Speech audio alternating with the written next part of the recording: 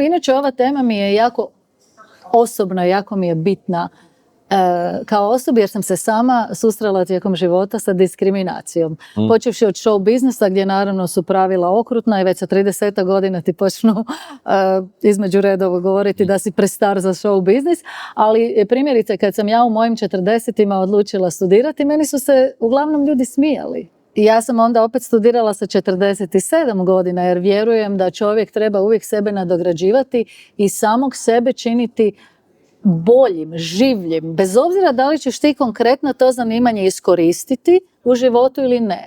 Smatram da te obrazovanje na bilo kojem području čini bogatijim i da te održava mladim, da održava tvoj mozak mladim. Da.